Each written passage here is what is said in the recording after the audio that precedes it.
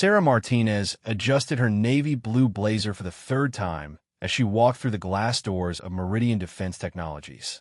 The morning sun cast long shadows across the polished marble floor of the lobby, and she could feel her heart beating faster with each step toward the elevator bank. Today marked her 6th month as a junior project coordinator at one of the country's most prestigious defense contracting firms, and she still couldn't quite believe she had landed the position straight out of college. At 22, Sarah possessed a sharp analytical mind and an unwavering work ethic that had earned her a full scholarship to study engineering at Stanford. Her professors had consistently praised her innovative approach to problem solving, and her senior thesis on advanced communication systems had caught the attention of several major defense contractors. When Meridian offered her a position on their cutting-edge satellite communication project, she felt like all her dreams were finally coming true. The elevator hummed quietly as it carried her to the 15th floor. The Advanced Systems Division occupied an entire level of the gleaming downtown office building. Through the floor-to-ceiling windows, she could see the bustling city below, filled with people rushing to their own jobs and pursuing their own ambitions. Sarah had grown up in a small town in Texas, where her father worked double shifts at a manufacturing plant, and her mother cleaned houses to make ends meet. The opportunity to work at Meridian represented everything her family had sacrificed for, everything they had dreamed their daughter might achieve. The elevator doors opened with a soft chime, revealing the familiar sight of the Advanced Systems Division's open-plan workspace. Rows of cubicles stretched across the floor, punctuated by glass-walled conference rooms and the occasional potted plant. The morning buzz of conversation and clicking keyboards filled the air, creating the soundtrack of a busy workplace. Sarah made her way to her cubicle in the northeast corner, passing colleagues who offered friendly nods and morning greetings. Her workspace was modest but organized, with 2 large monitors displaying various project timelines and technical specifications. A small photo of her parents stood proudly next to her computer mouse, reminding her daily of why she was there and what this job meant to her family's future. Her mother had cried tears of joy when Sarah called to tell them about the position, and her father had simply said, "I'm proud of you, Mija," in a voice thick with emotion. Sarah settled into her chair and pulled up the day's agenda on her computer screen. The satellite communication project was approaching a critical milestone, and her role involved coordinating between various engineering teams to ensure all components would integrate seamlessly. It was complex work that required constant communication with team leaders, suppliers, and sometimes even military personnel who would eventually use the systems they were developing. As she reviewed her emails from the previous evening, she noticed several messages from Marcus Webb, the project's senior technical manager. Marcus was a man in his mid-40s who had been with Meridian for over 15 years. He possessed an impressive technical background and commanded respect from most of the engineering staff. His emails were typically straightforward and professional, focusing on project deadlines and technical requirements. However, over the past few weeks, Sarah had begun to notice subtle changes in Marcus's communication style when he interacted with her specifically. What started as occasional comments about her appearance during team meetings had gradually evolved into more personal observations. He would compliment her outfits in ways that made her uncomfortable, or make remarks about how refreshing it was to have someone so easy on the eyes, working on technical projects. Sarah had initially tried to dismiss these comments as harmless, perhaps even well-intentioned. She told herself that Marcus was simply being friendly, that she might be overreacting to what were probably innocent observations. After all, she was new to the corporate world and still learning how to navigate professional relationships. Maybe this was normal workplace banter that she simply wasn't accustomed to yet. But as the days passed, Marcus's behavior became increasingly difficult to ignore. He would find excuses to visit her cubicle throughout the day, often standing closer than necessary as he reviewed project documents on her computer screen. His hand would occasionally brush against her shoulder or arm during these interactions, contact that seemed deliberate despite his casual demeanor. During team meetings, He would make eye contact with her in ways that felt inappropriate, particularly when discussing technical concepts with obvious double meanings. The situation reached a new level of discomfort during a project review meeting 2 weeks earlier. Sarah had been presenting her analysis of communication protocol inefficiencies when Marcus interrupted her mid-sentence to comment on how articulate and attractive she was when she spoke with passion about technical subjects. The room had fallen into an awkward silence, with several colleagues exchanging uncomfortable glances. Sarah felt her cheeks burn with embarrassment as she struggled to continue her presentation professionally.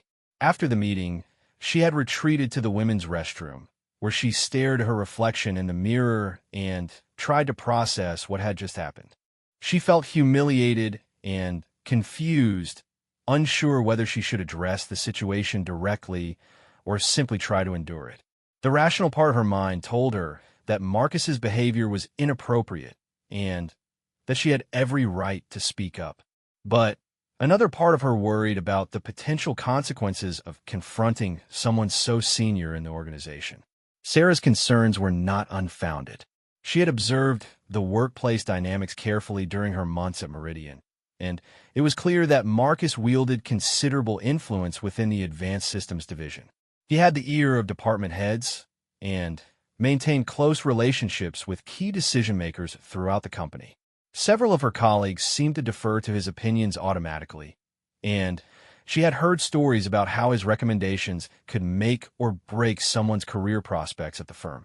Moreover, Sarah was acutely aware of her position as one of the few young women in a predominantly male workplace. The engineering and defense industries had historically struggled with gender diversity, and despite corporate policies promoting inclusivity, old-fashioned attitudes still lingered in many corners of the business. She worried that speaking up might result in her being labeled as oversensitive or unable to handle the realities of working in a technical field. The fear of jeopardizing her career prospects weighed heavily on Sarah's mind. This job at Meridian was more than just employment. It was her family's ticket to a better life.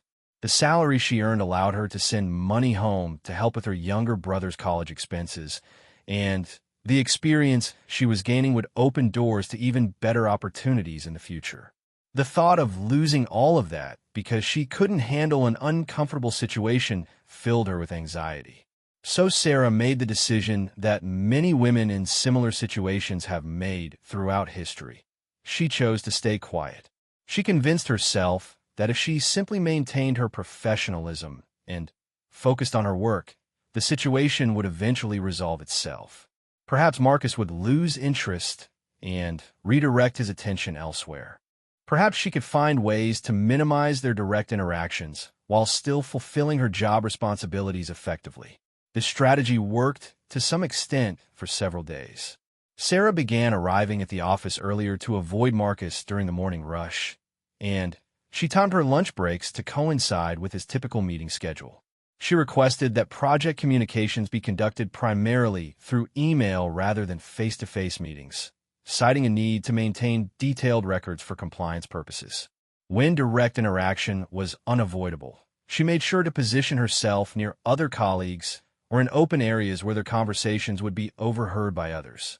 But Marcus seemed to interpret her avoidance tactics as a challenge rather than a deterrent. His comments became more frequent and more pointed, often delivered with a smile that suggested he found her discomfort amusing. He began scheduling one-on-one meetings to discuss project details that could easily have been addressed in group settings or through written communication. During these encounters, he would close his office door and speak in low tones that required her to lean closer to hear him clearly. The breaking point came on a particularly stressful Tuesday morning, when Sarah was already feeling overwhelmed by competing project deadlines. She had been working late the previous evening to complete a critical analysis that needed to be reviewed before a client presentation scheduled for that afternoon. As she hurried to print copies of her report, Marcus appeared beside her at the printer station. "Working hard as always, I see," he said, standing closer than necessary as he pretended to organize his own documents. "You know, Sarah, I've been thinking that someone with your talents and dedication deserves special recognition. Perhaps we could discuss your career development over dinner sometime soon. I know some excellent restaurants downtown where we could have a private conversation about your future here at Meridian. The invitation was delivered with a tone that suggested it was more of an expectation than a request. Sarah felt her stomach tighten as she realized that Marcus was essentially proposing a date under the guise of professional mentorship. The implication that her career advancement might depend on accepting his social overtures made her feel both angry and frightened. "I appreciate the offer," she managed to say, her voice steadier than she felt. "But I prefer to keep my professional and personal lives separate. If you have feedback about my work performance, I'm happy to discuss it during normal business hours." Marcus's expression darkened slightly at her polite rejection, and for a moment, Sarah caught a glimpse of something unpleasant in his eyes. But he quickly recovered his composed demeanor and shrugged as if her response was of no consequence. "Of course," he said with a smile that didn't reach his eyes. "I was simply trying to be helpful. But I'm sure you'll find other ways to demonstrate your commitment to advancing your career here." The veiled threat in his words was unmistakable, and Sarah felt a chill run down her spine as she gathered her printed documents and hurried back to her cubicle. She spent the rest of the morning trying to focus on her work, but her concentration was shattered. Every email notification made her heart race, wondering if it might be another inappropriate message from Marcus. Every footstep in the corridor made her glance up nervously, expecting to see his face appearing over her cubicle wall. By lunchtime, Sarah felt emotionally exhausted despite having accomplished relatively little actual work. She decided to take her lunch break in the building's small cafeteria, hoping that being around other people would help her feel more grounded. As she picked at a salad she had no appetite for, she found herself observing the other employees around her and wondering if any of them had ever faced similar situations. At a table near the windows, she noticed a group of older engineers discussing technical specifications with animated enthusiasm. Their conversation was punctuated by laughter and good-natured disagreement about optimal design approaches. Sarah envied their easy camaraderie and wondered what it would feel like to participate in workplace discussions without constantly worrying about hidden agendas or inappropriate undertones. At another table, she saw two young women from the accounting department chatting over their sandwiches. They seemed relaxed and comfortable, discussing weekend plans and sharing office gossip without any apparent concerns about their professional safety. Sarah wondered if they had ever experienced unwanted attention from male colleagues, and if so, how they had handled it. As she sat there feeling increasingly isolated, Sarah's phone buzzed with a text message from her mother asking how her day was going.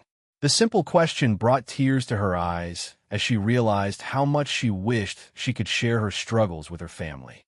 But she knew that telling her parents about Marcus's behavior would only cause them to worry, and there was nothing they could do to help her from hundreds of miles away.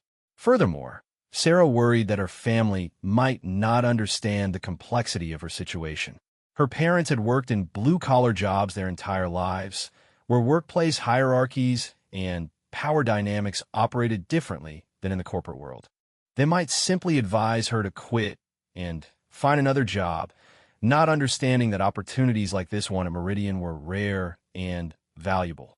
Or worse, they might blame her somehow, wondering if she had done something to encourage Marcus's attention.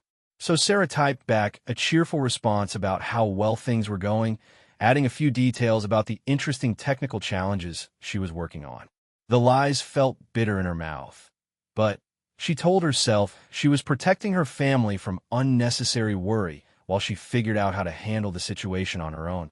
The afternoon brought a new source of stress when Sarah received an email informing her that she would need to attend a project review meeting with several military officials the following week. These meetings were considered important opportunities for junior staff to gain exposure to client interactions and demonstrate their expertise to senior leadership. Under normal circumstances, Sarah would have been thrilled by the chance to participate in such a high-level discussion. But as she read through the meeting agenda, her heart sank when she saw Marcus's name listed as the primary briefing coordinator. This meant he would have significant control over who spoke during the presentation and how the meeting was conducted. Sarah realized that her earlier rejection of his dinner invitation might now impact her professional opportunities in ways she had feared but hoped wouldn't materialize. As the workday drew to a close, Sarah found herself dreading the thought of returning to the office the next morning. The job that had once filled her with excitement and pride now felt like a source of constant anxiety and stress. She packed up her belongings slowly, hoping to avoid any final encounters with Marcus before leaving for the day. Walking to her car in the parking garage, Sarah reflected on how dramatically her situation had changed in just a few short weeks. The confidence and optimism she had felt when she first started at Meridian seemed like distant memories now. Instead, she felt trapped between her desire to maintain her professional integrity and her need to protect her career prospects and financial stability. That evening, Sarah sat in her small apartment trying to focus on technical journals and industry publications that she normally enjoyed reading. But her mind kept wandering back to the events of the day and her concerns about what tomorrow might bring. She found herself researching company policies about harassment and discrimination, reading through the employee handbook section about reporting procedures and complaint processes. The information she found was technically comprehensive, outlining various channels for reporting inappropriate behavior and promising thorough investigations of all complaints. But Sarah also knew that filing a formal complaint would likely make her situation more visible and potentially more complicated. Word would inevitably spread through the office about the nature of her allegations, and she worried about how colleagues might react to the news. Would they support her, or would some of them question her motives and credibility? Would Marcus's long-standing relationships within the company work against her during any investigation? Would she be able to continue working effectively in an environment where everyone knew about the conflict between her and her supervisor? These questions swirled through Sarah's mind as she lay in bed that night, staring at the ceiling and listening to the sounds of traffic outside her window. Sleep came fitfully, interrupted by anxious dreams about confrontations in conference rooms and conversations with human resources representatives who seemed more concerned about protecting the company than addressing her concerns. The next morning arrived gray and rainy, matching Sarah's mood as she prepared for another day at the office. She chose her most conservative outfit, hoping to avoid any comments about her appearance, and practiced neutral responses to potential inappropriate remarks during her drive to work. As she pulled into the Meridian parking lot, she took a deep breath and reminded herself that she was a capable, intelligent professional who deserved to be treated with respect. But despite her internal pep talk, Sarah felt her resolve wavering as she walked through those familiar glass doors once again. The marble floors that had once symbolized success and opportunity now felt cold and unwelcoming beneath her feet. The elevator ride to the 15th floor seemed longer than usual, giving her more time to worry about what challenges the day might bring. As she stepped into the Advanced Systems Division workspace, Sarah steeled herself for whatever lay ahead, unaware that her life was about to change in ways she couldn't imagine. The quiet determination she had been trying to maintain was about to be tested, but help was coming from a source she would never have expected. The morning progressed with an unusual sense of anticipation throughout the Advanced Systems Division. Word had spread that Colonel James Mitchell, a decorated Navy SEAL commander, would be visiting Meridian that day to review the satellite communication project's progress. Colonel Mitchell's reputation preceded him throughout the defense contracting community, where he was known for his technical expertise, unwavering integrity, and no-nonsense approach to evaluating military systems. Sarah had heard stories about Colonel Mitchell from various colleagues over the months. Unlike many military officials who focus primarily on high-level strategic concerns, Mitchell possessed a deep understanding of the technical details that made complex systems work effectively in real-world conditions. He had earned his reputation by leading teams in some of the most challenging operational environments imaginable, where communication system failures could mean the difference between mission success and catastrophic failure. What made Colonel Mitchell particularly respected among defense contractors was his commitment to ensuring that the people developing military systems truly understood the life-or-death implications of their work. He was known for asking pointed questions that revealed whether project teams had considered all the practical challenges that military personnel would face when using their equipment in the field. His visits were simultaneously welcomed and feared, as his approval could validate months of hard work, while his criticism could send teams back to the drawing board. As Sarah settled into her morning routine, she noticed increased activity throughout the office. Senior managers moved between conference rooms with thick folders and laptops, preparing briefing materials and reviewing presentation slides. The usual casual conversation around the coffee station was replaced by focused discussions about technical specifications and project timelines. Even Marcus seemed more subdued than usual, spending most of the early morning in his office reviewing documents rather than making his typical rounds through the cubicle area. Around 10 o'clock, Sarah received an email from the division administrator requesting that all project team members gather in conference room A for a brief introduction to their visiting client. She felt a mixture of nervousness and excitement at the prospect of meeting such a distinguished military leader. This would be her first direct interaction with high-level military personnel, and she wanted to make a positive impression that reflected well on both her own capabilities and the work her team had accomplished. As she made her way to the conference room, Sarah encountered several colleagues who seemed equally nervous about the impending meeting. Jennifer Walsh, a senior systems analyst who had become something of a mentor to Sarah, walked alongside her through the corridor. "I've never met Colonel Mitchell before," Jennifer said quietly, "but I've heard he has an incredible ability to cut through technical jargon and identify the core issues that really matter for operational effectiveness. He apparently served multiple tours in Afghanistan and Iraq, where communication system reliability was absolutely critical for mission success." Sarah nodded, appreciating Jennifer's willingness to share her knowledge about their visitor. Jennifer was one of the few senior women in the division, and she had always been generous with advice and professional guidance. Over the months, Sarah had come to value Jennifer's perspective on navigating the sometimes challenging dynamics of working in a male-dominated technical field. "What should I expect in terms of questions?" Sarah asked as they approached the conference room door. "From what I understand, Colonel Mitchell likes to hear from the people who are actually doing the detailed technical work, not just the managers who oversee projects," Jennifer replied. "If he asks you something directly, just be honest and specific about your contributions. He apparently has little patience for vague answers or corporate speak." The conference room was already filling with team members when Sarah and Jennifer entered. Marcus stood near the front of the room, reviewing notes on his tablet, and occasionally glancing toward the door as if expecting their visitor to arrive at any moment. Other senior managers clustered around him, engaged in low-voice conversations about presentation strategies and key talking points. Sarah found a seat toward the back of the room, preferring to observe the initial interactions rather than positioning herself prominently for this first encounter.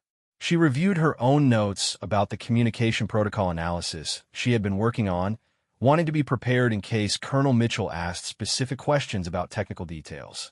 At precisely 10:15, the conference room door opened and Colonel James Mitchell entered, accompanied by a Meridian executive Sarah didn't recognize.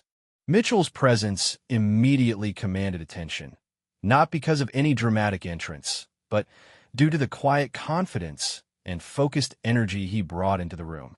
He was a man of average height and build, probably in his early 50s, with graying hair and intelligent eyes that seemed to take in everything around him within moments. What struck Sarah most about Colonel Mitchell was his authentic presence. Unlike many corporate executives who projected carefully crafted personas, Mitchell seemed completely genuine in his interactions.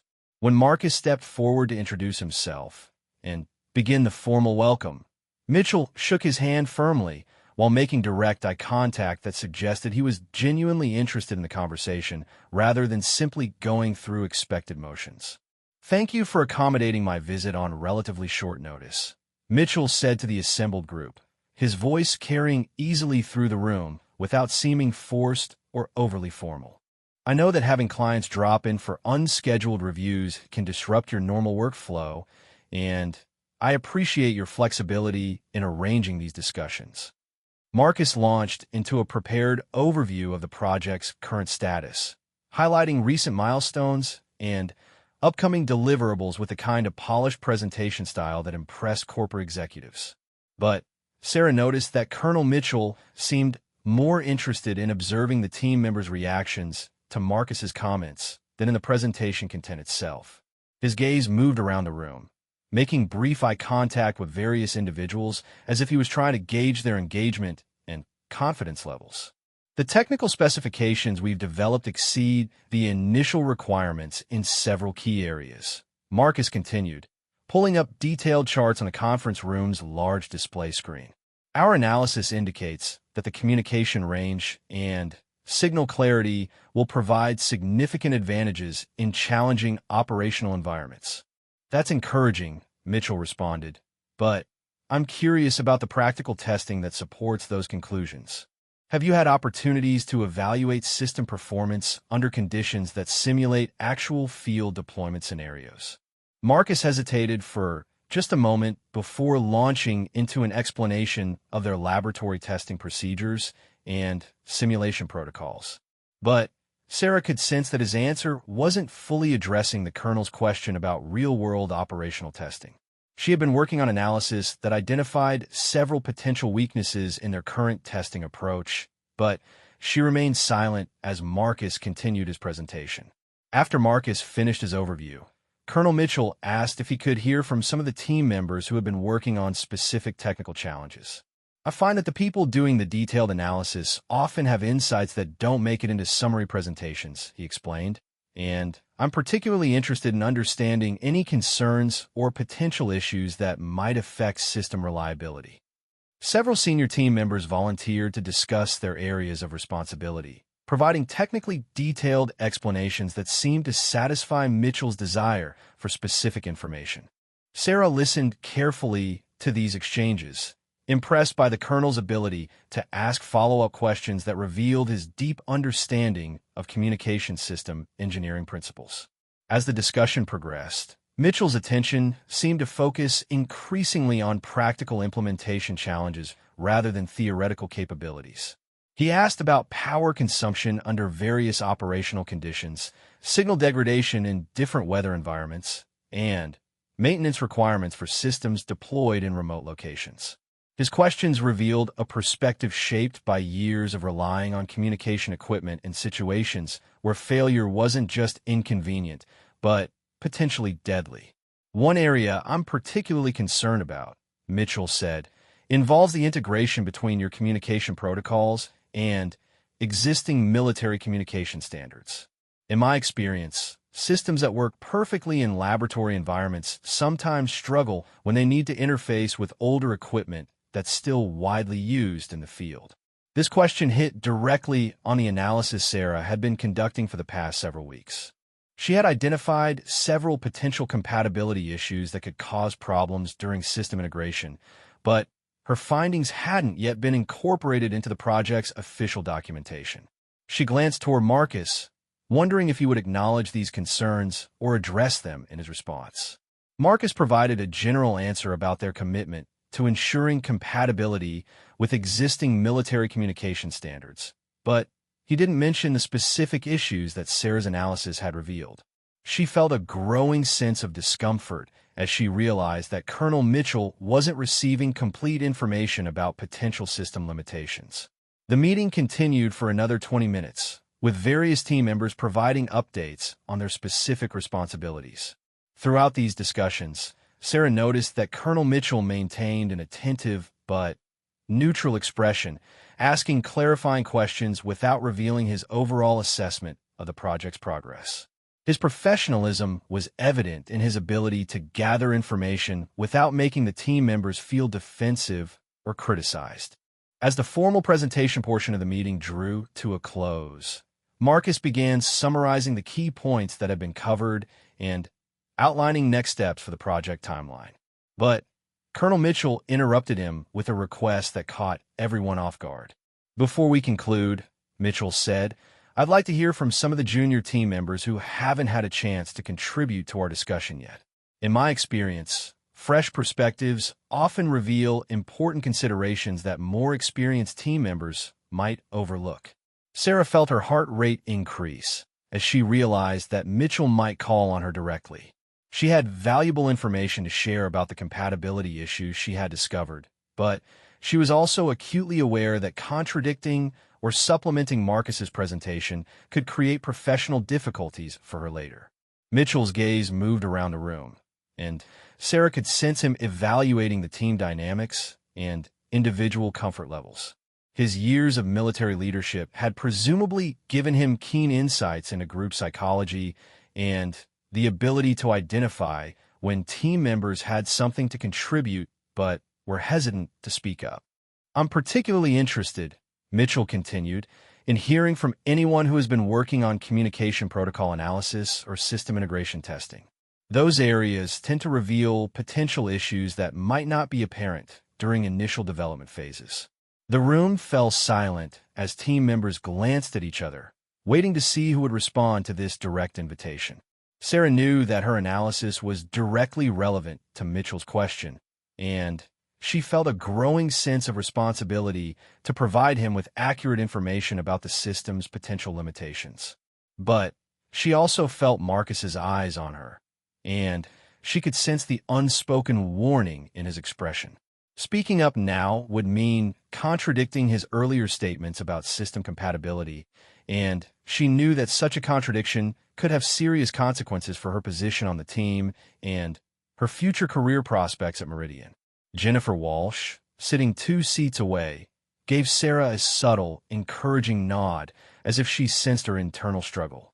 Other colleagues seemed focused on avoiding eye contact with Colonel Mitchell, apparently hoping that someone else would respond to his question.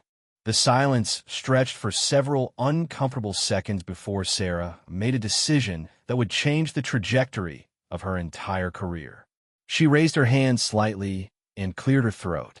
"Colonel Mitchell," she said, her voice steadier than she felt, "I've been conducting analysis on communication protocol compatibility, and I've identified some potential integration challenges that might be worth discussing." The room's atmosphere shifted immediately. Marcus's expression tightened almost imperceptibly, while several other team members looked surprised that Sarah had chosen to speak up. But Colonel Mitchell's reaction was entirely different. His attention focused completely on Sarah with an intensity that suggested her willingness to contribute was exactly what he had been hoping to encourage. "Please go ahead," Mitchell said, his tone conveying genuine interest and respect. "What specific challenges have you identified?" Sarah took a deep breath and began explaining her analysis of potential compatibility issues between their new communication protocols and existing military communication systems. She described her findings in clear, technical terms, providing specific examples of situations where integration problems might occur and outlining the operational implications of these potential failures. As she spoke, Sarah became increasingly confident in her presentation. The technical analysis she had conducted was thorough and well-documented, and she knew that her concerns were based on solid engineering principles rather than unfounded speculation. Colonel Mitchell listened attentively, asking occasional clarifying questions that demonstrated his understanding of both the technical details and their practical implications. "Have you developed any recommendations for addressing these compatibility concerns?" Mitchell asked when Sarah finished outlining the problems she had identified. "Yes, sir," Sarah replied, surprised by how naturally the respectful military address came to her. "I've drafted several potential solutions that would maintain our system's advanced capabilities while ensuring reliable integration with existing equipment. The modifications would require some additional development time, but they would significantly improve operational reliability." Marcus's discomfort was now visible to everyone in the room. His carefully prepared presentation had been essentially challenged by a junior team member who had information he hadn't included in his overview. But Colonel Mitchell seemed entirely focused on understanding the technical issues rather than navigating office politics. "I'd like to review your detailed analysis and recommendations," Mitchell told Sarah. "Would it be possible for you to provide me with copies of your documentation?" "Of course," Sarah answered, feeling simultaneously proud of her work and nervous about the potential professional consequences of having shared it. As the meeting concluded, Colonel Mitchell thanked the entire team for their time and insights. But Sarah noticed that he made specific eye contact with her as he expressed appreciation for the thorough technical analysis that had been shared. His acknowledgement felt like validation of her decision to speak up, even though she was still uncertain about how Marcus would react to her contribution. After Colonel Mitchell left the conference room, the team members began filing out and returning to their regular work areas. Marcus lingered near the front of the room, organizing his presentation materials with movements that seemed more agitated than usual. Sarah gathered her own notes and prepared to leave, but she could feel Marcus's attention on her as she moved toward the door. "Sarah," Marcus called out as she reached the doorway. "I'd like to speak with you privately in my office when you have a moment." The request was phrased politely, but Sarah could hear the underlying tension in his voice. She nodded acknowledgement and told him she would stop by his office shortly, buying herself a few minutes to prepare for what she suspected would be a difficult conversation. As Sarah walked back to her cubicle, she reflected on the meeting that had just concluded and the choice she had made to share her analysis with Colonel Mitchell. Part of her felt proud that she had provided important technical information that could improve the project's ultimate success. But another part of her worried about the potential consequences of having contradicted Marcus's presentation in front of such an important client. Jennifer Walsh intercepted Sarah near her cubicle, offering a supportive smile and a few words of encouragement. "You did the right thing in there," Jennifer said quietly. "That analysis you presented was exactly the kind of detailed technical work that helps ensure our systems will actually perform effectively in the field." "Thank you," Sarah replied, appreciating Jennifer's support, but still feeling anxious about her upcoming conversation with Marcus. "I hope it doesn't create problems for the project timeline." Technical issues are much easier to address during development than after deployment, Jennifer pointed out. Colonel Mitchell clearly understood that, which is why he was so interested in hearing about potential problems now rather than discovering them later. As Jennifer returned to her own work area, Sarah sat down at her desk and tried to focus on her regular tasks while mentally preparing for her meeting with Marcus. She knew that their conversation would likely be challenging, but she tried to remind herself that she had acted professionally and responsibly by sharing accurate technical information with her client. 20 minutes later, Sarah made her way to Marcus's office, carrying printed copies of her compatibility analysis and potential solutions. His door was open, but she knocked softly on the frame before entering. "Close the door behind you," Marcus said without looking up from his computer screen. Sarah complied with his request and took a seat in one of the chairs facing his desk. The office fell silent except for the soft humming of Marcus's computer and the distant sounds of office activity in the corridor outside. After several long moments, Marcus finally turned his attention to her, his expression serious and controlled. "That was quite a performance in the conference room," Marcus began, his tone carefully modulated but clearly indicating displeasure. "I'm curious about your decision to introduce concerns that weren't part of our planned presentation to Colonel Mitchell." Sarah felt her throat tighten as Marcus's words hung in the air between them. His office suddenly felt smaller and more oppressive than she remembered from previous meetings. The afternoon sunlight streaming through his window created harsh shadows across his desk, and she could hear her own heartbeat in the silence that followed his pointed question. "I felt it was important to share accurate technical information with our client," Sarah replied carefully, try to keep her voice steady and professional. "The compatibility issues I identified could significantly impact system performance in operational environments. Marcus leaned back in his chair, studying her with an expression that seemed to combine disappointment with something more unsettling. He was silent for several long moments, allowing the weight of his displeasure to settle over the conversation before responding. "Sarah, I think you misunderstand how client relationships work in this business," he said finally, his tone taking on a condescending quality that made her skin crawl. "Our job is to present our capabilities and achievements in the most favorable light possible. Raising concerns that haven't been thoroughly vetted through proper channels can damage our credibility and jeopardize important contracts." "But the concerns I raised are based on detailed analysis," Sarah protested, her engineering training compelling her to defend the validity of her work. "I've documented specific scenarios where compatibility problems could occur, and I've developed potential solutions that could prevent those issues from affecting operational effectiveness." Marcus waved dismissively at her explanation. "That's exactly the kind of premature problem identification that can create unnecessary complications," he said. "You're still learning how to balance technical perfectionism with business realities. In the future, any concerns about project deliverables should be discussed with me privately before being presented to clients." Sarah felt a flash of anger at his characterization of her analysis as premature problem identification. She had spent weeks conducting thorough research and testing to identify the compatibility issues, and her findings were based on solid engineering principles rather than speculation or perfectionism.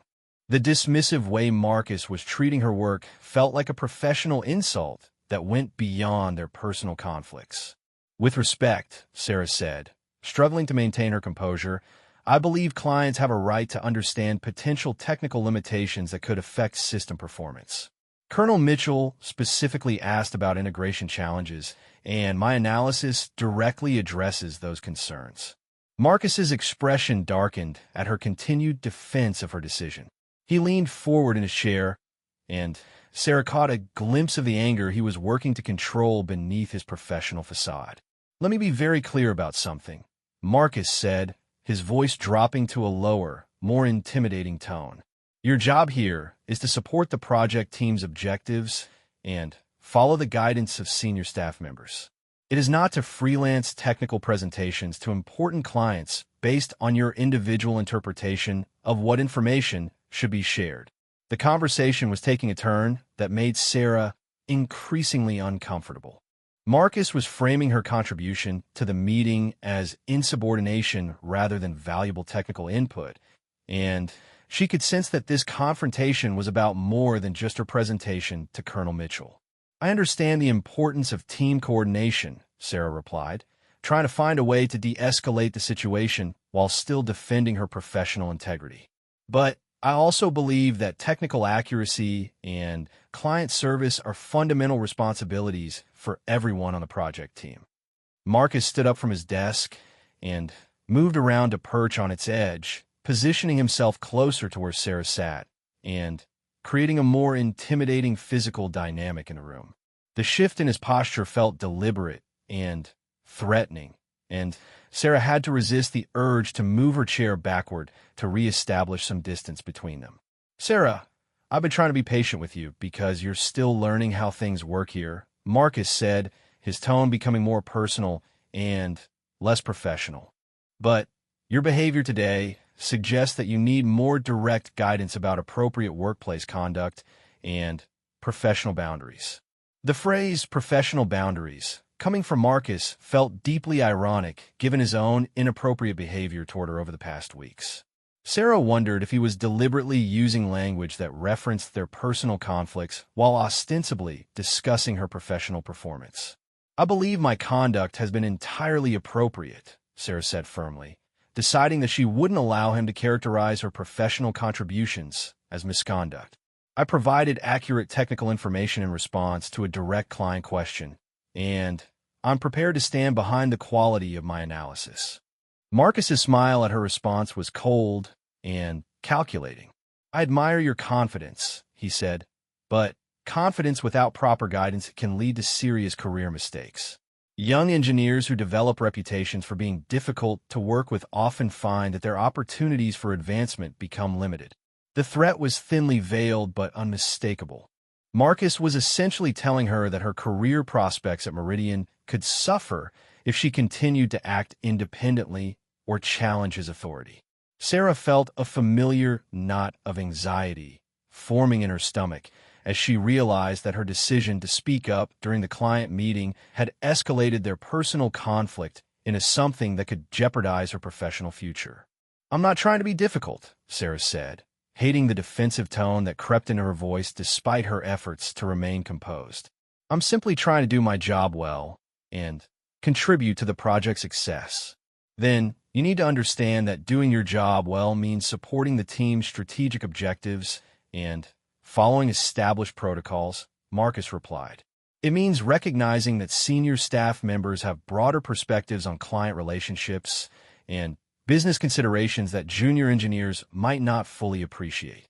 Sarah felt trapped between her professional convictions and her practical need to maintain her position at Meridian.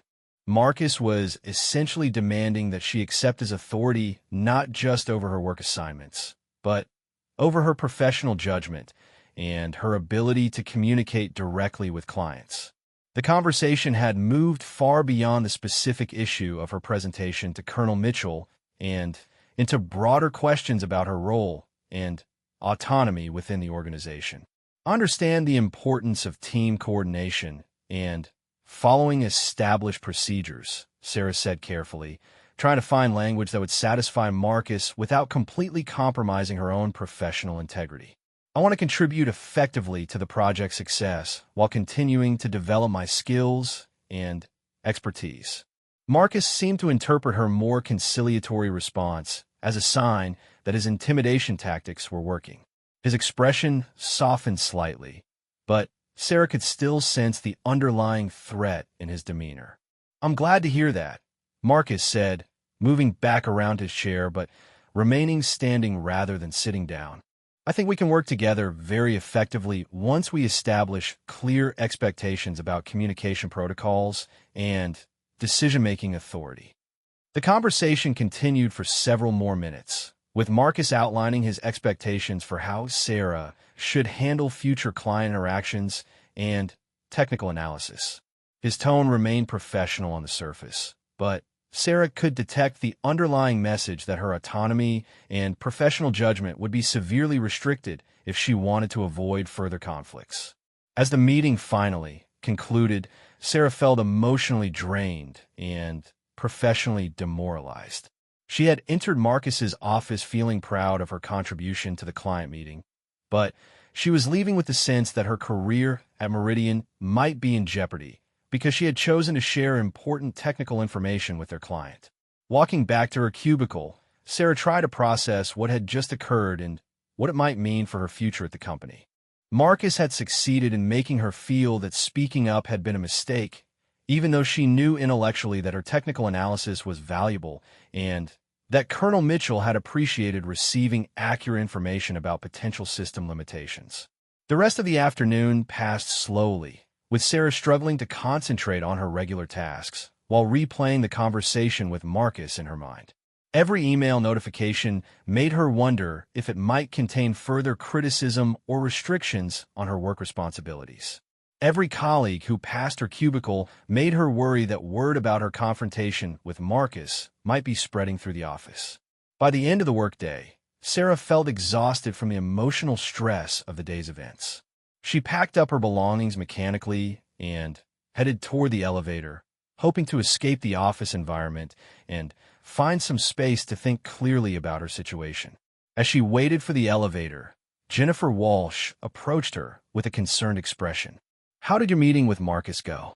Jennifer asked quietly, glancing around to ensure their conversation wouldn't be overheard. Sarah hesitated, unsure how much she should share about the confrontation. She respected Jennifer's experience and judgment, but she was also aware that office relationships could be complicated and that information shared with good intentions might still find its way back to Marcus. "It was challenging," Sarah admitted carefully. He wasn't pleased that I shared concerns about compatibility issues without clearing them with him first. Jennifer's expression grew more serious. "That's unfortunate," she said. "Your technical analysis was exactly the kind of detailed information that helps ensure project success." Colonel Mitchell clearly understood its value. Marcus seemed more concerned about the impact on client relationships than about the technical validity of the concerns I raised, Sarah explained, feeling grateful for Jennifer's supportive perspective. "That's a short-sighted approach," Jennifer replied. "In my experience, clients like Colonel Mitchell prefer to understand potential challenges early rather than discover them later when they're more difficult and expensive to address." The elevator arrived, and both women stepped inside. As the doors closed, Jennifer continued their conversation in a lower voice. "Sarah, can I give you some advice based on my years of working in this industry?" Jennifer asked. "Technical excellence and professional integrity are your most valuable assets, and you should never compromise them to avoid short-term conflicts.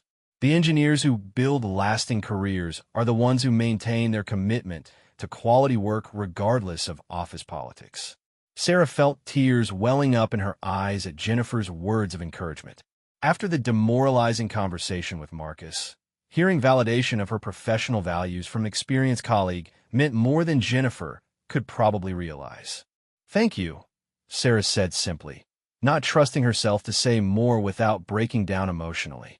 As they reached the parking garage level, Jennifer turned to Sarah with a final piece of advice.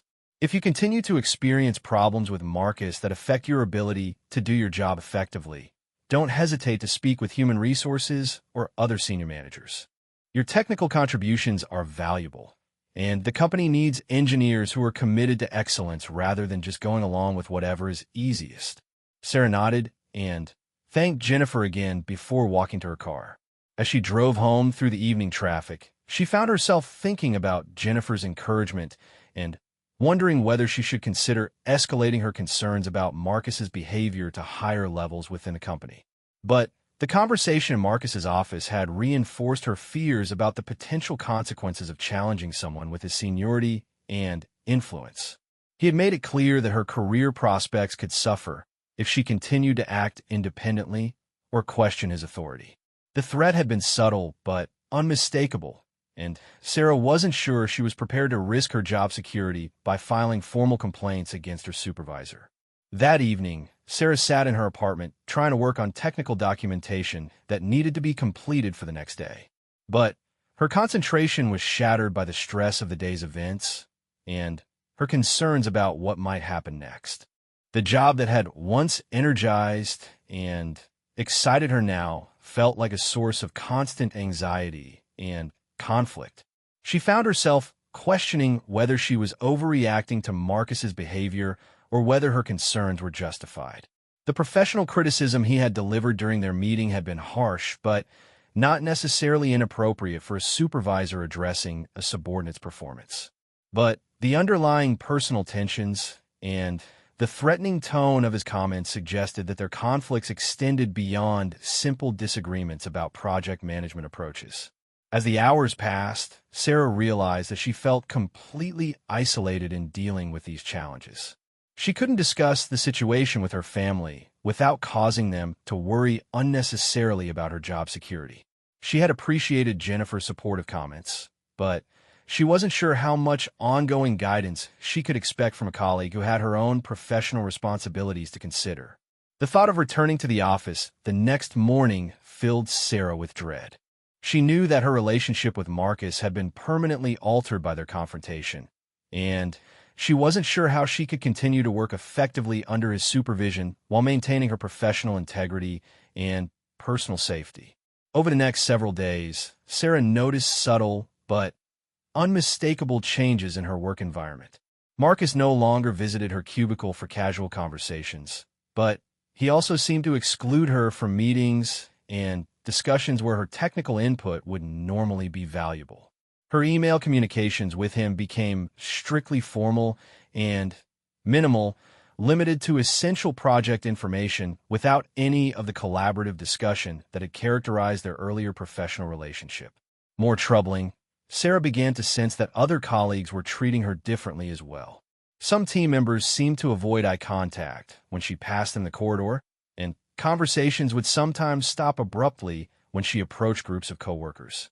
She wondered whether Marcus had shared his version of their conflict with other senior staff members, potentially damaging her reputation throughout the division. The isolation was particularly difficult during team meetings, where Sarah felt like her contributions were being actively discouraged or ignored. Marcus would frequently cut her off when she tried to offer technical insights, redirecting the discussion to other team members or dismissing her input as premature or insufficiently developed. The collaborative environment she had once enjoyed was replaced by a dynamic where she felt constantly on guard and professionally marginalized. 3 weeks after her confrontation with Marcus, Sarah's situation reached a new low point when she discovered that she had been excluded from a crucial client presentation that directly related to her areas of technical expertise. The meeting agenda included discussions of communication protocol compatibility, the exact issues she had been analyzing for months, but Marcus had assigned the presentation to other team members without explanation. When Sarah asked about the decision to exclude her from the presentation, Marcus simply told her that senior management had requested a different team composition for the client meeting. His explanation was technically plausible, but felt like retaliation for her earlier decision to speak up during Colonel Mitchell's visit. That afternoon, Sarah sat in her cubicle feeling more demoralized and professionally isolated than at any point since joining Meridian. Her technical skills and analytical capabilities were being wasted because of personal conflict that seemed to be escalating rather than resolving. The career opportunity that had once represented everything her family had worked toward was becoming a source of daily stress and professional frustration. As she stared at her computer screen, trying to focus on routine tasks that felt increasingly meaningless, Sarah realized that something would have to change soon. She couldn't continue to work effectively in an environment where her professional contributions were being systematically devalued and where she felt constant pressure to compromise her integrity to avoid further conflicts. But she also couldn't easily abandon the job that represented her family's hopes for a better future and her own aspirations for a successful engineering career. The choice between maintaining her professional standards and protecting her job security seemed impossible to resolve, leaving her feeling trapped and increasingly desperate for some kind of solution. What Sarah didn't know was that Colonel Mitchell had been conducting his own follow-up investigation into the technical issues she had raised during his visit to Meridian. Her willingness to share important information about potential system limitations had impressed him not just as a demonstration of technical expertise, but as evidence of the kind of professional integrity that military personnel relied upon when their lives depended on communication system reliability. Colonel Mitchell's own experiences had taught him that the engineers most worth trusting were those who prioritized technical accuracy over political convenience, even when doing so created personal or professional difficulties. Sarah's contribution during his visit had marked her as exactly the kind of professional he hoped to work with on future military communication projects. As Sarah struggled with her deteriorating situation at Meridian, she had no way of knowing that help was about to arrive from the most unexpected source imaginable. The morning of October 15th started like any other difficult day for Sarah. She arrived at Meridian with the now familiar weight of anxiety settling in her chest as she walked through the glass doors of the lobby. The past month had been a steady erosion of her professional confidence and workplace satisfaction. Marcus's subtle but persistent campaign to marginalize her contributions had been effective, leaving her feeling increasingly isolated and questioning her future with the company. Sarah had been excluded from 3 more important client meetings since her confrontation with Marcus, each time with vague explanations about team composition or scheduling conflicts. Her technical analysis and recommendations were no longer being incorporated into project documentation, despite their relevance to system development and client requirements. The collaborative environment she had once enjoyed was now replaced by a constant sense of walking on eggshells, never sure when her next comment or suggestion might trigger another confrontation. As she settled into her cubicle and Reviewed her email, Sarah noticed a message from the division administrator requesting her presence in conference room C at 10 o'clock for a special project briefing. The email provided no details about the meeting's purpose or attendees, leaving Sarah to wonder whether this might be another assignment designed to sideline her from meaningful project work. She had learned to approach unexpected meetings with caution, as they often involved being reassigned to less important tasks or being informed about decisions that had been made without her input. The sense of professional paranoia that had developed over recent weeks was exhausting, but it felt necessary for protecting herself in an increasingly hostile work environment. At 9:45, Sarah made her way to conference room C, carrying a notebook and pen, but unsure what kind of discussion she was about to join. As she approached the conference room, she was surprised to see Jennifer Walsh waiting outside the door with an expression that seemed to combine nervousness with anticipation. "Do you know what this meeting is about?" Sarah asked Jennifer quietly. "I have some idea," Jennifer replied, "but I think it would be better to let the meeting organizers explain the situation themselves. I will say that I think you'll find the discussion interesting and potentially very positive for your career." Jennifer's cryptic response increased Sarah's curiosity, but before she could ask follow-up questions, the conference room door opened and a familiar voice invited them inside. "Ms. Martinez, Ms. Walsh, thank you for joining me this morning." Sarah looked up to see Colonel James Mitchell standing near the conference table, wearing civilian clothes, but still projecting the same commanding presence she remembered from his visit to Meridian several weeks earlier. Her surprise at seeing him was evident on her face, and she struggled to understand why a Navy SEAL commander would be requesting private meetings with junior engineering staff. "Please, have a seat," Colonel Mitchell said, gesturing toward chairs at the conference table. "I appreciate you taking time from your regular schedules to speak with me, and I want to assure you that this conversation is entirely separate from your normal reporting relationships within Meridian." Sarah exchanged glances with Jennifer as they settled into their chairs. The conference room felt different with just the three of them present, more intimate and less formal than the large team meetings where she had previously encountered Colonel Mitchell. She noticed that he had positioned himself across from them rather than at the head of the table, creating a more collaborative seating arrangement. "Ms. Martinez," Colonel Mitchell began, directing his attention primarily towards Sarah, "I wanted to speak with you directly about the technical analysis you presented during my visit to your project team several weeks ago. Your insights into communication protocol compatibility have proven to be extremely valuable for our operational planning." Sarah felt a flush of pride at his words, particularly after weeks of having her technical contributions dismissed or ignored by Marcus and other senior staff members. Hearing validation from someone of Colonel Mitchell's stature felt like a professional lifeline at a time when she had begun to question the value of her own work.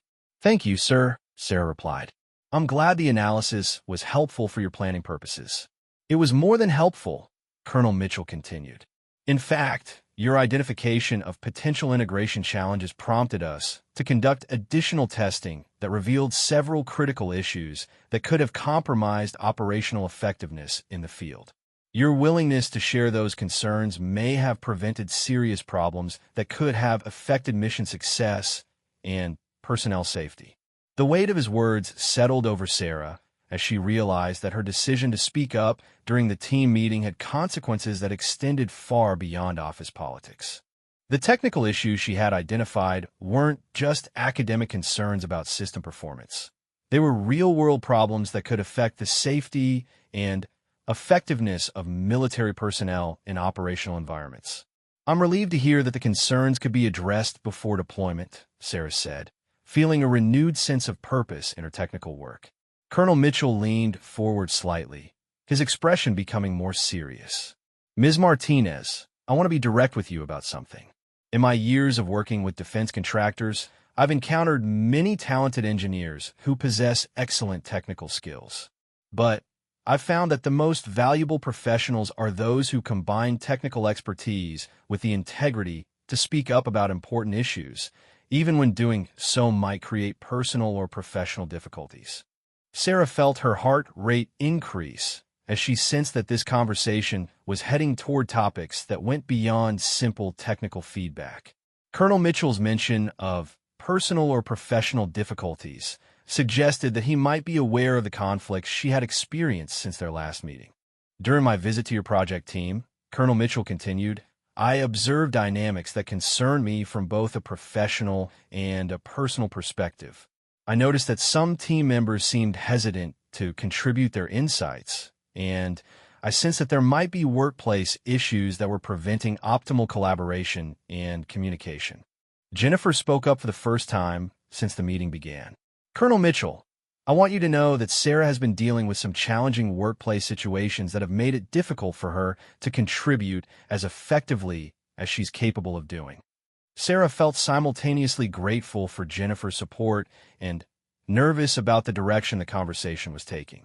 She had carefully avoided discussing Marcus's inappropriate behavior with anyone outside the company, concerned about potential professional repercussions, and uncertain about how such concerns might be received by military personnel. Ms. Walsh, Colonel Mitchell said, acknowledging Jennifer's comment, I appreciate your willingness to advocate for your colleague. Based on my observations during the team meeting and my subsequent interactions with Meridian leadership, I had already formed some concerns about the workplace environment that Ms. Martinez has been navigating. Sarah realized with growing amazement that Colonel Mitchell had apparently conducted his own investigation into the project team dynamics and had reached conclusions about problems she thought she had been concealing successfully. Sir, Sarah said carefully, I want to assure you that any workplace challenges I've experienced haven't affected my commitment to producing quality technical work or supporting project objectives. I don't doubt your commitment, Colonel Mitchell replied, but I also believe that talented professionals should be able to work in environments where their contributions are valued and where they don't face inappropriate pressure or harassment. The word harassment hung in the air between them, and Sarah felt her cheeks flush as she realized that Colonel Mitchell was directly addressing issues she had been struggling with for months. His willingness to name the problem explicitly was both relieving and terrifying, as it meant that her professional difficulties were more visible than she had realized. Colonel Mitchell, Sarah began, then stopped, unsure how to respond to his direct approach to sensitive issues. Ms. Martinez, Colonel Mitchell said gently, I want you to know that I have extensive experience dealing with inappropriate workplace behavior in military and civilian contexts.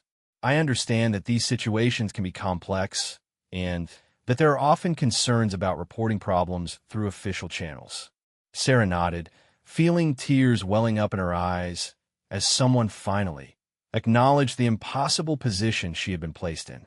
The months of isolation and professional marginalization had taken a greater emotional toll than she had realized, and having someone recognize her struggles felt like an enormous relief.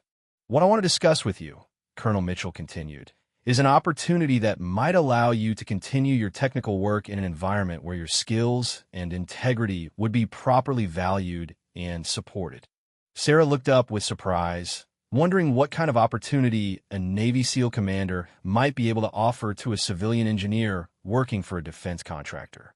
The Navy's Special Warfare Command has been developing an advanced communication systems program that requires engineers with your specific expertise in protocol analysis and system integration, Colonel Mitchell explained.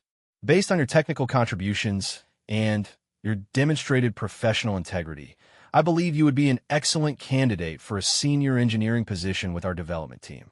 Sarah felt her world shifting as she processed what Colonel Mitchell was offering. The possibility of working directly with military special operations units on cutting-edge communication systems represented a career opportunity she had never imagined might be available to someone with her limited professional experience. The position would involve working on classified projects that directly support special operations missions around the world, Colonel Mitchell continued. You would be part of a small team of elite engineers and technicians who develop and maintain communication systems that special operations personnel depend on in the most challenging environments imaginable. The scope and importance of what he was describing was both exciting and intimidating. Sarah had dreamed of working on projects that would have real-world impact, but the responsibility of developing systems that people's lives would depend on was sobering. "Sir, I'm honored that you would consider me for such an important position," Sarah said. "But I have to ask whether my limited professional experience makes me qualified for that level of responsibility." Colonel Mitchell smiled for the first time during their conversation. "Ms. Martinez, in my experience, the most important qualifications for this kind of work are technical competence, attention to detail, and the integrity to prioritize mission success over personal convenience. You've already demonstrated all of those qualities." Jennifer leaned forward with an encouraging expression. "Sarah, this is exactly the kind of opportunity that could launch an exceptional career in defense engineering. Colonel Mitchell wouldn't be making this offer if he didn't believe you were capable of handling the responsibilities." Sarah's mind raced as she considered the implications of what Colonel Mitchell was proposing. The chance to work on cutting-edge military communication systems represented everything she had hoped to achieve in her engineering career. But leaving Meridian would also mean abandoning the job security she had worked so hard to achieve and potentially disappointing her family's expectations about her career stability. "I understand that this represents a significant career decision," Colonel Mitchell said, apparently sensing her internal struggle. "I want to give you time to consider the opportunity carefully and discuss it with anyone whose advice you value. What would the timeline be for making this transition?" Sarah asked, trying to process the practical aspects of such a major career change.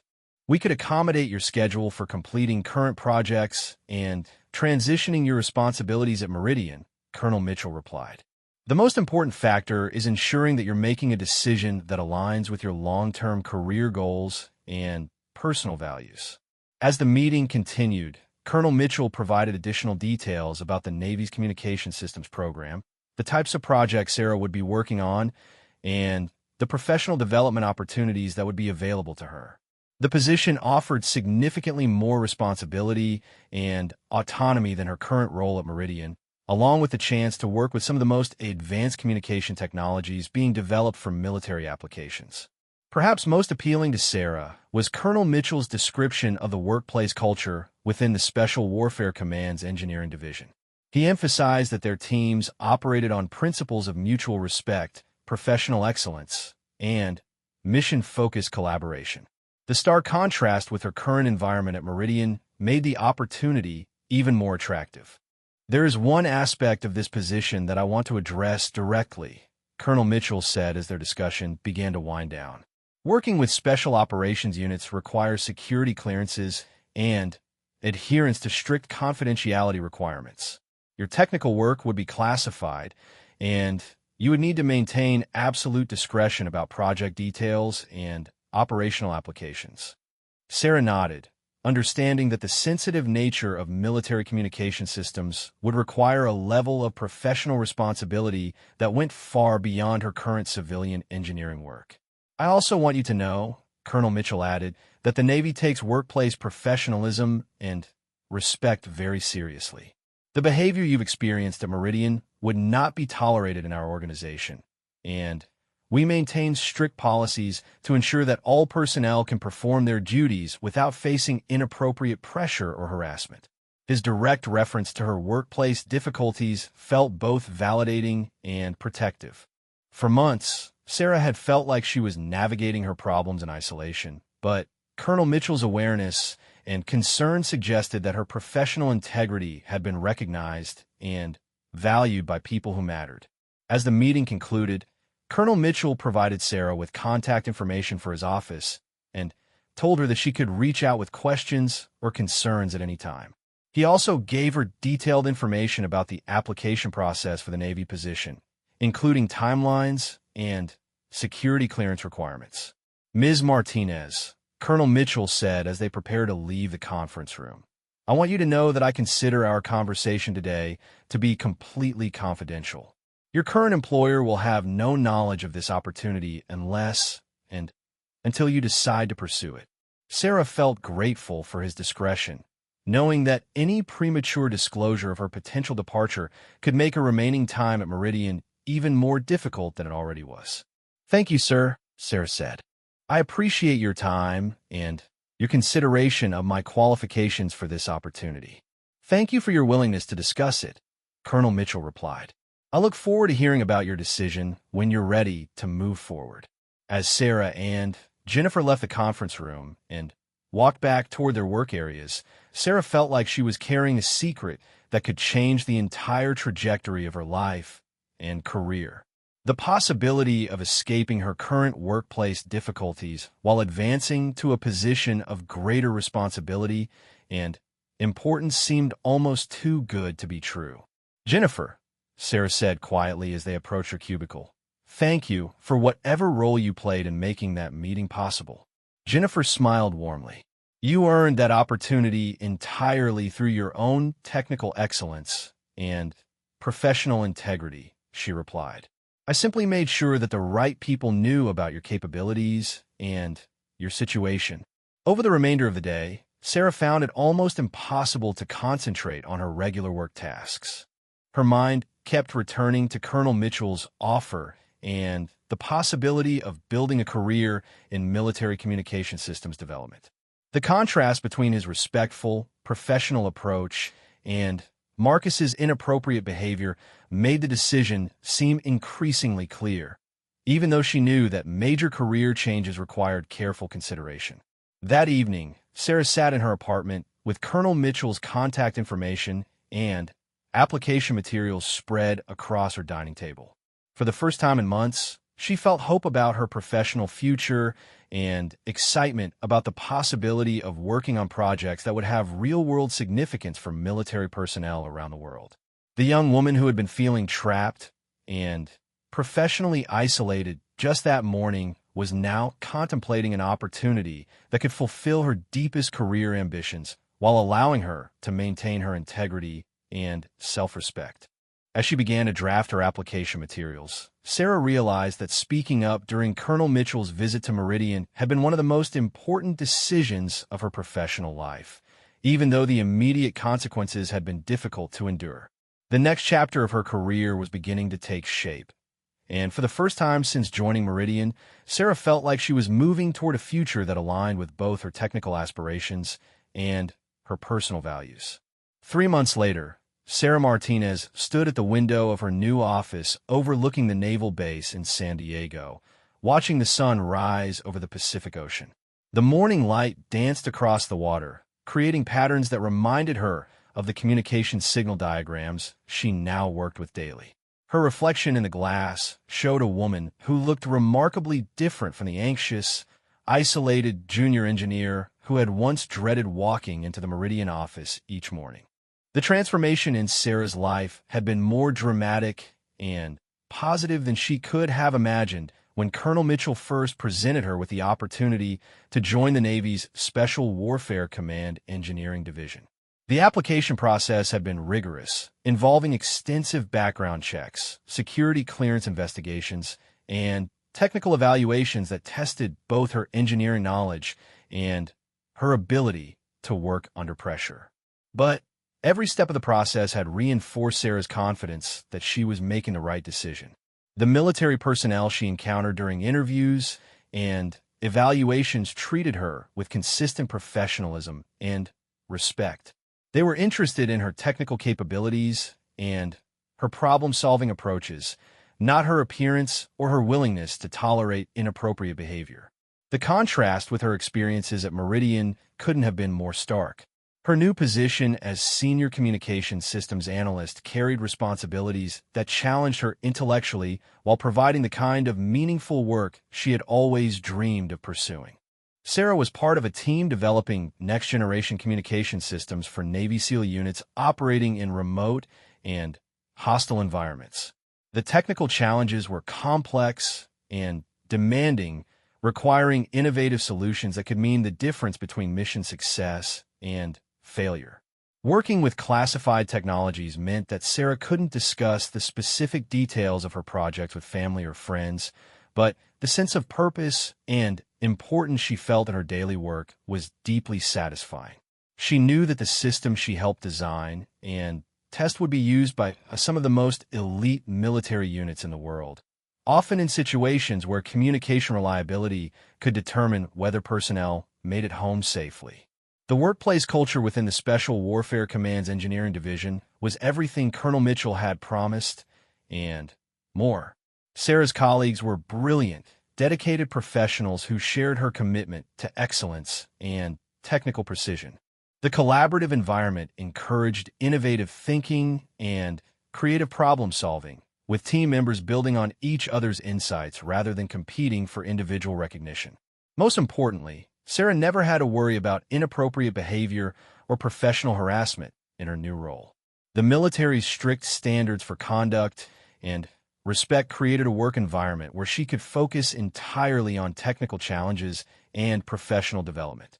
The energy she had once spent navigating Marcus's inappropriate attention and professional retaliation was now channeled into mastering new technologies and contributing to critical defense projects. Sarah's supervisor, Commander Rebecca Torres, was a former Navy communications officer who had transitioned into engineering project management after completing a master's degree in electrical engineering. Commander Torres provided the kind of mentorship and professional guidance that Sarah had hoped to find at Meridian, but had never experienced. Their weekly one-on-one meetings focused on technical challenges, career development opportunities, and strategies for advancing Sarah's expertise in specialized areas of military communication systems. "Your analysis of the frequency hopping protocols has been exceptional," Commander Torres had told Sarah during their most recent meeting. "The modifications you've proposed could significantly improve our resistance to electronic warfare countermeasures while maintaining backward compatibility with existing systems." Hearing such positive feedback about her technical contributions felt like vindication for all the difficulties Sarah had endured at Meridian. The skills and analytical approaches that Marcus had dismissed as premature problem identification were now being recognized as exactly the kind of thorough, forward-thinking engineering that military applications required. The financial benefits of Sarah's new position had also exceeded her expectations. The Navy's compensation package included a salary increase of nearly 40% compared to her Meridian position, along with comprehensive benefits and opportunities for continuing education. Sarah was now able to send more money home to help with her brother's college expenses, while also beginning to build savings for her own future goals. Perhaps most satisfying was the impact Sarah's career change had on her relationship with her family. During her recent visit home to Texas, her parents had been amazed by the confidence and enthusiasm she displayed when discussing her work. Although she couldn't share specific project details, her obvious satisfaction and professional growth were evident in every conversation. "Mija, you seem like a completely different person," her mother had observed during a quiet moment in the kitchen.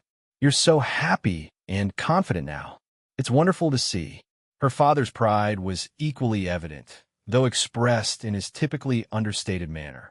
"I always knew you were smart," he had said simply, "but now I can see that you're also strong. That's even more important." Sarah's transition away from Meridian had been handled with professional discretion, exactly as Colonel Mitchell had promised. She had provided appropriate notice and worked diligently to transfer her responsibilities to other team members.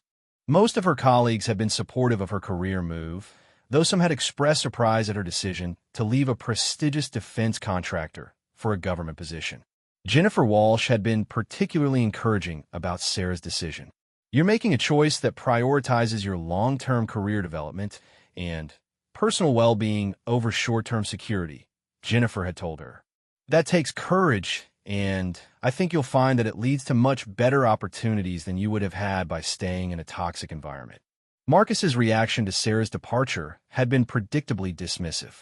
He had made several comments to other team members about young engineers who don't understand the realities of corporate advancement, and suggested that Sarah would regret leaving a stable position at Meridian for the uncertainties of government employment. But Sarah had learned through professional networks that Marcus's own career at Meridian had experienced some difficulties following her departure. Colonel Mitchell's follow-up evaluations of the satellite communication project had apparently included pointed questions about project management and team collaboration that had reflected poorly on Marcus's leadership approach. While Sarah never learned the specific details, she heard rumors that Marcus was no longer being considered for the senior management promotion he had been expecting.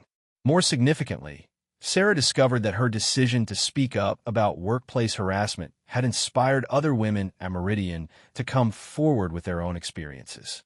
Jennifer had told her that Marcus was now the subject of a formal human resources investigation following complaints from multiple female employees. The pattern of inappropriate behavior that Sarah had experienced was apparently more widespread than she had realized. Your courage in leaving and pursuing a better opportunity helped other people find the strength to address their own situations, Jennifer had explained during a phone conversation several weeks after Sarah's departure. Sometimes the most powerful thing you can do is demonstrate that there are alternatives to tolerating unacceptable behavior. Sarah felt both proud and sad about this development. She was glad that other women were finding ways to address harassment and inappropriate treatment, but she also regretted that such problems continued to exist in professional environments where talented people were trying to build meaningful careers. In her new role with the Special Warfare Command, Sarah had been asked to participate in discussions about workplace culture and diversity within military technical organizations. Her experiences at Meridian had given her insights into the challenges that women face in male-dominated technical fields, and her successful transition to military engineering had demonstrated effective approaches for creating more inclusive and respectful work environments. The most important factor, Sarah had told a group of military and civilian engineers during a recent workshop on workplace effectiveness, is ensuring that technical excellence and professional integrity are the only criteria that matter for career advancement. When people know that their contributions will be evaluated fairly and that inappropriate behavior won't be tolerated, everyone can focus on doing their best work. Sarah's reputation within the Navy's communication systems community continued to grow as her technical contributions proved their value in real-world applications. Several of the modifications she had proposed to existing communication protocols were being implemented across multiple special operations units, and her analysis of electronic warfare vulnerabilities had influenced the development of new defensive capabilities. 6 months after joining the Special Warfare Command, Sarah received news that filled her with professional pride and personal satisfaction.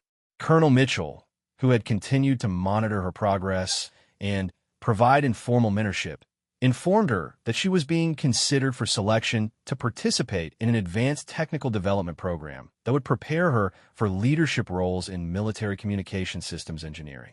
Ms.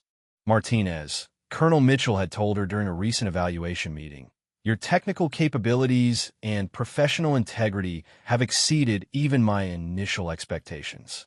You've demonstrated exactly the kind of leadership potential that the Navy needs for developing next-generation military communication systems." The Advanced Development Program would involve additional training in classified technologies, leadership responsibilities for junior engineers, and direct involvement in strategic planning for future military communication requirements. It represented the kind of career opportunity that Sarah had dreamed of but never expected to achieve so early in her professional life. As Sarah considered this new opportunity, she reflected on the journey that had brought her from the anxiety and isolation she had experienced at Meridian to the confidence and satisfaction she felt in her current role. The decision to speak up during Colonel Mitchell's visit, despite her fears about potential consequences, had ultimately led to everything positive that had followed. She had learned that maintaining professional integrity and technical excellence, even in difficult circumstances, created opportunities that might not have existed otherwise. Her willingness to prioritize accuracy over convenience during that crucial client meeting had demonstrated qualities that military leadership valued highly, even though it had created immediate difficulties in her civilian work environment. Sarah had also learned that toxic workplace situations rarely improve on their own, and that talented professionals often need to be willing to seek better opportunities rather than hoping that unacceptable conditions will somehow change. The courage to leave Meridian had required her to overcome fears about financial security and career uncertainty, but it had ultimately led to a position that was superior in every meaningful way. Most importantly, Sarah had discovered that her technical skills and professional values were more portable and valuable than she had realized. The capabilities that had made her successful at Meridian were even more valuable in an environment where they were properly recognized and supported. The anxiety and self-doubt she had experienced during her final